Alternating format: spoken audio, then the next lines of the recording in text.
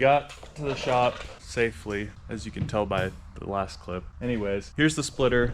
This is gonna go right up here on the front of the car, and it looks pretty nice. This is a multi-piece splitter. We got all the hardware here as well. So, you know, we'll be kind of diving into this, and I'll show you guys what it looks like out of the box. Bam. Here's all the stuff.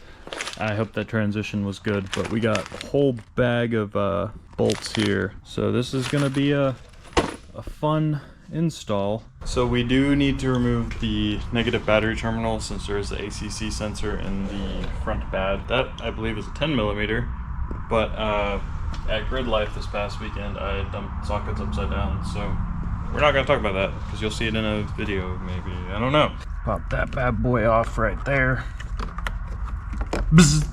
I do have a guide here, and I will post this in the comments. It's a dude who basically has just everything that you need to pop the front bumper off on a 24 GLI 40th 6-speed, same thing, so you know it works. So there's the 3 T25 screws in each wheel well. Next, there's 13 T25 screws under the front bumper. So we're gonna get to removing those next. We're gonna have to take out all of the fender bolts here. These are T25s. We gotta make sure we go the right direction, and then we'll pop these guys out here. There's one up there as well.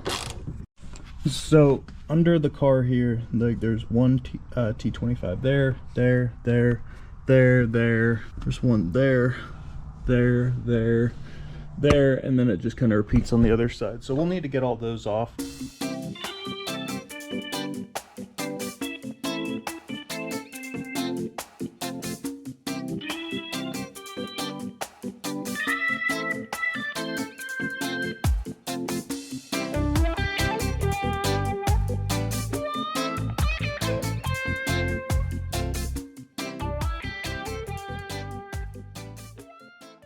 You're going to want to set them right here with the rest of your T25 bolts. They're all the same, but if you want to separate them for whatever reason, you can do that. The next step is going to be removing these clips right there. There's the second one, and then there's the third and fourth. And that's on both sides, so we're just going to have to go through the grill with some sort of long picks. So that's going to be, from what everyone said, the most time-consuming part. I'm camera shy, dude. Can't sneeze on camera. Yeah, it's gone now. Cameras cure sneezing. So you basically, we took a really long screwdriver, just kind of put it in like this on the clip, and then I just lightly tapped it. You know, use some caution when you're pushing down on these because they are clips, of course. And you know, if you mess with any other clips on Volkswagens, they break pretty easily. At least in my experience. Hondas too. Hondas too. But that's how we're doing it. So you're just gonna want to go through and basically do that on all of these. So, you know, we did one there. I think that one's out. Maybe not actually. There she goes. Yep, there it is. Once you hear the pop, you're good. Yep. I actually want to go ahead and do the outer two on here. I don't know if you're supposed to do it this way, but that's the way that I feel. That's the way that I feel most comfortable doing it. I don't know. I'm just probably weird, but.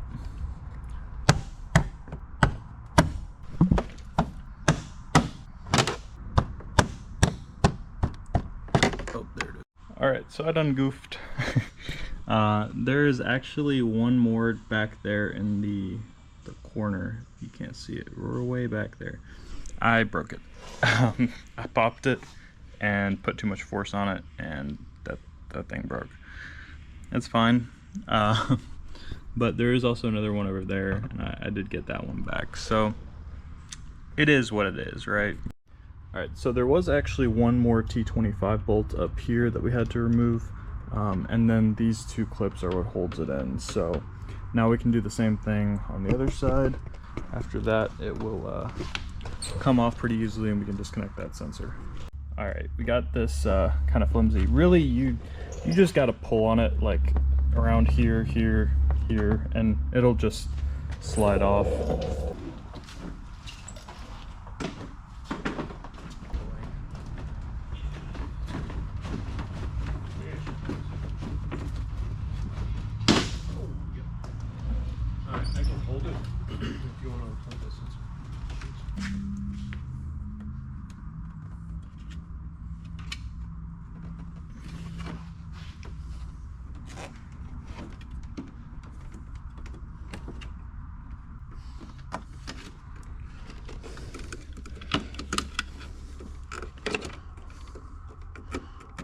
pop out the thing. I will show you in a second how to pop it out. This is a really weird angle. There's the bumper. There she is. Nice. Oh yeah.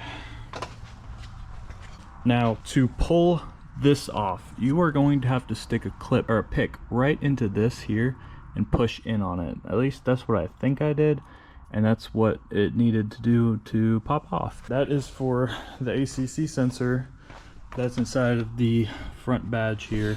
So it's also worth noting, like, we're gonna try to rewrap these fog vents, so these should pop out pretty easily with that. And yeah, I mean, from here you can even pop out the grill, you know, replace that or do whatever you need to do in your bumper. We got the splitter, I think, laid out properly. You know, there's these countersunk holes there. I think that's the right word. If not, I'm just silly.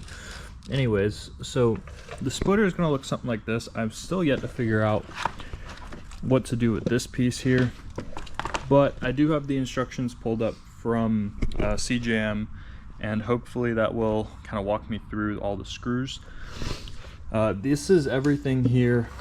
So, you know, here's the whole list of hardware that we have, but you know, I think that the spacers are for determining the height, or this piece, and then that sets how low the splitter sits. I could be wrong. We'll just have to kind of find out and see as we go. I did go ahead and screw in these 4 bolts. They're one-sided, so like they don't go through on the other side. But you know, I could just tell that that's where those should go, because that's the only place they can go. Now, we do have a bunch of other stuff here as well, but again, don't really understand the instructions, so we'll figure it out.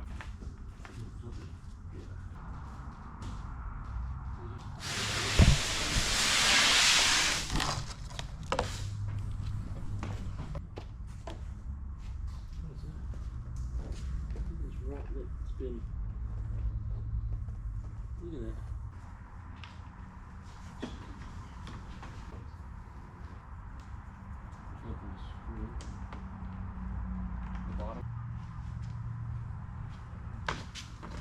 Well, did we just send it and start drilling? I think that's where we're at. We start drilling.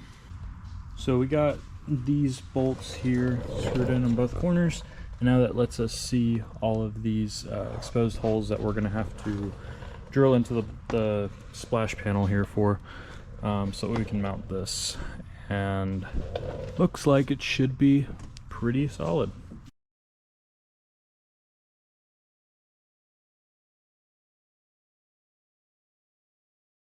Alright, so all of the holes are now drilled. Not very professional, but it'll do. We got the first screw in here, and what we did was we took one of the short bolts and we put a washer and a nut on it, and yeah, that is sturdy, not going anywhere.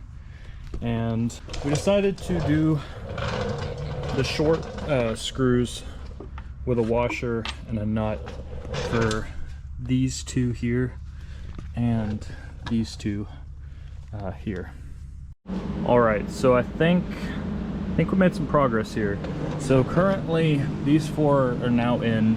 We're going to be using a washer on this one, but I'm waiting because I don't know which bolts are going to be left over. So here's my thought. We have 7 of each spacers, big ones and small ones, and I'm pretty sure the way it works is you put them across here, the longer ones up front and the shorter ones in the back, and that way it helps it kind of sit even. All right, I changed my mind, decided to test it, what it looks like with the short spacer in the front and the longer one in the back. Obviously we don't even have on the sandwich plate yet with it nutted down, so it's strictly just the spacers, and I do think it looks better this way, because once we put in the larger spacer in the back, it kind of pushes it up naturally. So that's the route that we're going to go with. So I'm going to go ahead and get the rest of these in. Again, this is literally the exact setup. It's going to go like that, and then this is going to go through the sandwich plate right here like that, and the nut will be on top of the sandwich plate going like that. So should be pretty straightforward. But yeah, I'm gonna go ahead and do the rest of these.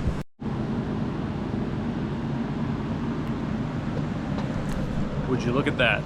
So all these middle bolts are now in, still following the same pattern of, you know, putting the shorter one in the front and then the longer one in the back. Now we're gonna put the shorter ones on the top here in this bolt. Since this is double thick, we will put the longer one right here, so that way it evens it out. Basically, it'll look like that, adjusted for the spacing, and should look pretty good. Okay, so now we have all of these in here, and now we can take the sandwich plate. I think it'll sit like that. All right, so we got all of the bolts in here.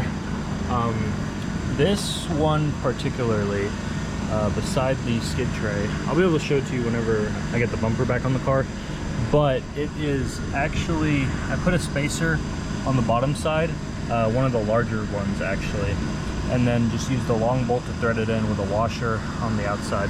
So this, I think, I mean, this isn't going anywhere, but it was a little bit tricky just because of the instructions. So if I did something wrong, bear with me. This is just how it's going to be. I wasn't able to get a really good video of us installing the bumper back on, so hopefully this kind of helps.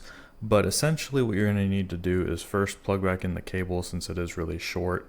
And then with the bumper up in the air, you're just going to want to make sure that you're aligning it evenly on both sides, so that way you're not having to tug up on one side or the other. Otherwise you'll kind of end up with a little bit of a fender gap like I did. It's not really noticeable, but it can happen pretty easily. So just make sure that it is aligned. And then once you're done with that, just go ahead and screw back in all the T25 bolts or screws, and you'll be good to go, and the bumper will be back on the car. The bumper's back on, splitter's installed. So as you can tell by the last clip as well, obviously this is, as you can tell, this is also now officially wrapped with the bumper off, and it just, gosh, it looks so much better. So that looks great. The splitter's on here, it looks great, even though I scraped up my stock splitter a good bit. The car, yeah, this isn't going anywhere. It's sturdy. That. And of course, we also did leave out the fake vents here. I am gonna leave these off because I don't like the fact that they're fake. And you know, we're gonna see about cutting into our fender liner possibly and making it some actual airflow. I believe CJM, maybe it was CJM, maybe someone else, they sell a kit. Something we'll have to look into. But yeah, I mean, the car's, man, it's looking good. Obviously we got some more goodies coming real soon, so stick around for this car, the Miata, the Mark V, and catch you guys in the next video. Peace out.